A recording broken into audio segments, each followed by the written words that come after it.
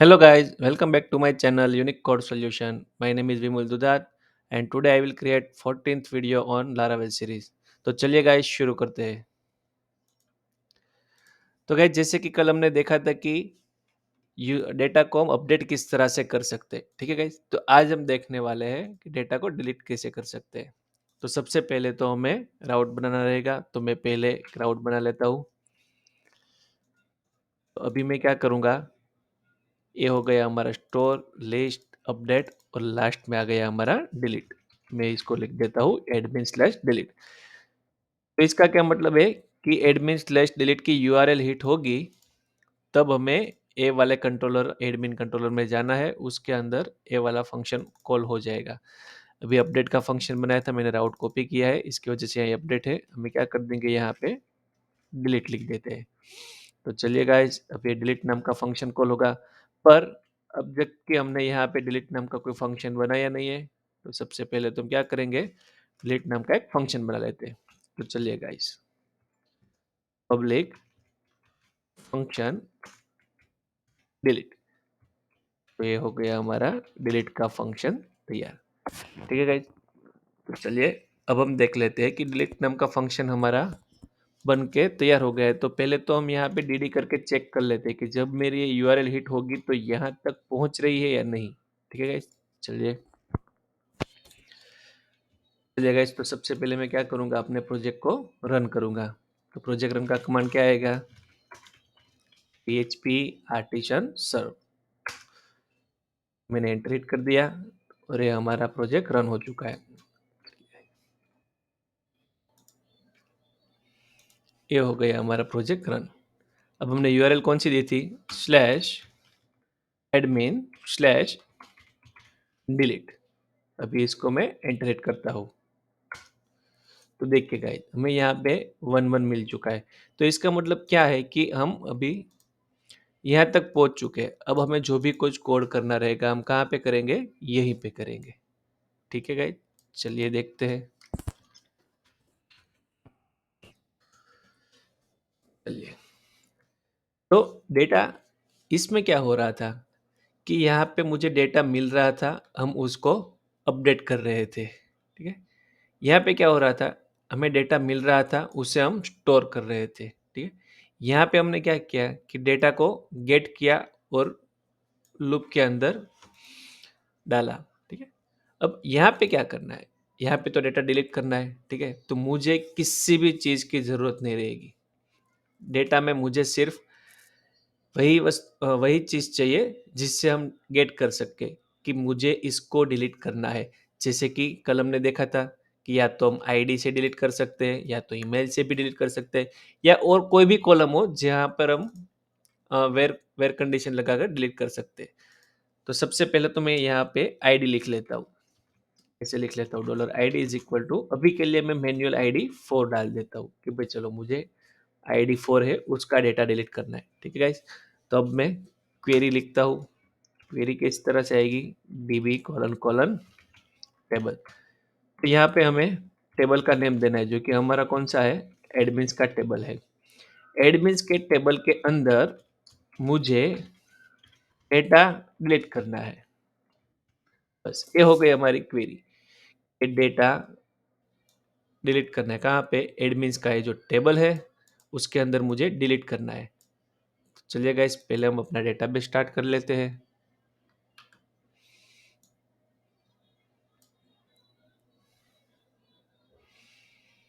तो ये हो गया हमारा डेटाबेस। अब हम यहाँ पे एडमिन्स में जाएंगे। तो देखिए यहाँ पे 4 नंबर का डेटा है, वो मुझे डिलीट करना है। ठीक है, हमने क्वेरी क्या लगाई है, क्वेरी में ऐसा लिखा कि टेबल्स के अंदर डिलीट करना है, पर क्या डिलीट करना है वो भी तो हमें देना पड़ेगा, क्योंकि यहाँ पर तो देख सकते हैं यहाँ पर तो 4 डेटा है। ठीक है, चलिएगा इस तो देख लेते हैं। अभी टेबल और डिलीट बीच में हमें कंडीशन देनी रहेगी, मतलब उसको बताना पड़ेगा कि भाई ये चीज़ जो है वो तुझे मिलेगी, उसको डिलीट करना है। ठीक है, तो यहाँ पे बीच में कंडीशन आएगी where, where ID, ID is equal to dollar ID होगी, वो वाला मुझे डेटा डिलीट करना है। ये हमारा टेबल है, इसमें से डेटा डिलीट करना है। कौन सा? कि जिसकी आईडी डॉलर आईडी रहेगी। अभी मैंने 4 लिखा है तो 4 नंबर का डेटा डिलीट होगा, 5 लिखूंगा तो 5 नंबर का डेटा डिलीट होगा। ठीक है गाइस, चलिए देखते हैं। और अभी के लिए मैं यहाँ पे डी करके ऐसा लिख देता हूँ, डेटा, सॉरी, लिख देता हूँ। अभी एडमिन डिलीट हो रहा है तो हम क्या लिखेंगे? Admin deleted successfully. Admin deleted successfully, तो क्या है कि हमें मालूम पड़ जाएगा कि एडमिन डिलीट हो चुका है। चलिए गाइज, मैं यूआरएल हिट करता हूँ, ये आ गई हमारी यूआरएल।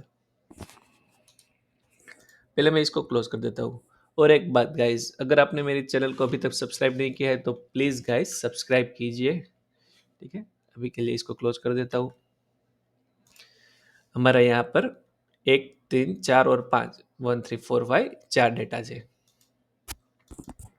ये मैंने यूआरएल हिट कर दी, यहाँ पे मैसेज आ गया, एडमिन डिलीटेड सक्सेसफुली। अब मैसेज तो आ गया, पर देखते हैं चलो डिलीट हो चुका है नहीं। इसको रिफ्रेश करता हूँ यहाँ से, ये हो गया हमारा रिफ्रेश। तो देखो गाइस, ठीक है, अब कौन कौन सा डेटा बचा है? 1 3 एंड 5। तो इस तरह से हम डेटा को डिलीट कर सकते हैं। तो गाइस, ये तो हो गया हमारा सिंगल डेटा। ठीक है, सेम चीज अगर हमें ईमेल से डिलीट करना है तो अभी हम यहाँ पे ईमेल लिख देंगे, email is equal to dollar email, इस तरह से लिख देंगे। अभी डॉलर ईमेल तो मिल नहीं रहा है, तो यहाँ पे मैं अभी के लिए डॉलर ईमेल भी लिख देता हूँ। Dollar email is equal to कोई भी लिख सकते हैं, जैसे कि मैं ये वाला ईमेल ले लेता हूँ।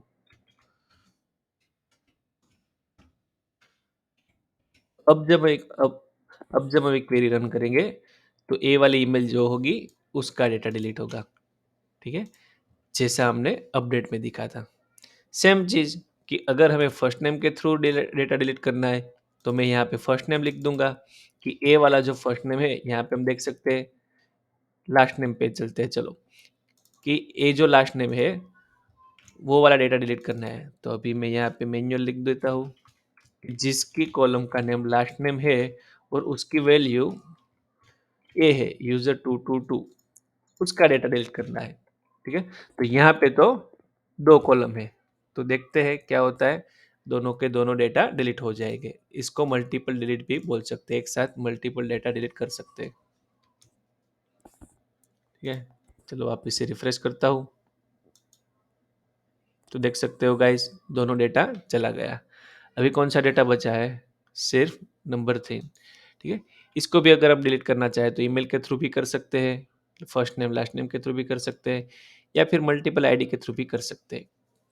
ठीक है गाइस, तो ये हो गया हमारा डिलीट। अभी हम यहाँ से यहाँ पे वापस आते हैं, इसको एक बार रिवाइज कर लेते हैं। ये जो डेटा स्टोर होता है उसको हम क्या बोलते हैं? कमेंट आउट करके लिख देता हूँ, क्रिएट। इसको बोलते हैं डेटा लिस्टिंग होता है, उसको बोलते हैं रीड, कि मैंने डेटा रीड किया। यहाँ पे डेटा अपडेट किया, यहाँ पे क्या किया? डेटा को डिलीट किया। इसको अच्छे से लिख देता हूँ। तो ए जो है, ए वाले यूआरएल में हमने डेटा क्रिएट किया, दूसरे यूआरएल में डेटा रीड किया, तीसरी यूआरएल से डेटा अपडेट किया और चौथी यूआरएल से डेटा को डिलीट किया। तो ए जो हमने परफॉर्म किया, तो इसका हम सी उठा लेते हैं, इसका आर उठा लेते हैं, इसका यू ले लेते हैं और इसका डी ले लेते हैं। तो इसको हम क्या बोलेंगे? C R U D, complete CRUD. ठीक है, तो ये हो गया गाइज हमारा क्रड डेटाबेस के साथ विथ डीबी क्वेरी। ठीक है, उसके बाद हम देखेंगे, मैं गाइज ऐसा लगे तो एक वीडियो ऐसा बना देता हूँ कि जिसमें ये पूरे का पूरा क्रड एक ही वीडियो में आपको मिल जाए, ताकि क्या होगा कि आपको अलग अलग वीडियो देखने की ज़रूरत ना रहे। ठीक है गाइज, तो आज के लिए इतना ही। और अगर आपको ये वीडियो पसंद आए तो प्लीज़ गाइज लाइक कीजिए, और अभी तक आपने मेरे चैनल को सब्सक्राइब नहीं किया है तो प्लीज़ सब्सक्राइब कीजिए। तब तक के लिए bye bye, thank you for watching.